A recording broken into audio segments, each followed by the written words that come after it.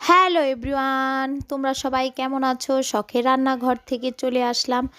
স্বামীদের প্রতি যাদের রাগ, ক্ষোভ, অভিমান এগুলো থাকে তারা আমার মতো এরকম একটি বেগুন পুড়ে নেবেন, সাথে আলু নেবেন, ভালো করে চটকাবেন।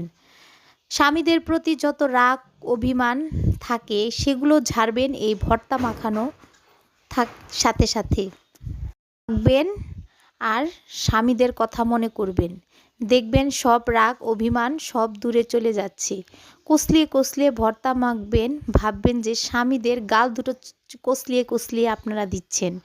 এভাবে যতবার কষলেবেন ততই দেখবেন স্বামীদের প্রতি যে রাগ ক্ষোভ এগুলো দূর হয়ে যাবে। বন্ধুরা, আমি তো তাই করি। আমার স্বামীর প্রতি যখন অভিমান থাকে, রাগ থাকে, তখন এভাবেই এই সিদ্ধ মাখানোর সাথে সাথে সেই রাগগুলো ঝেড়ে ফেলি। এই যে সাথে ভাত নিয়েছি, এই যে বেগুন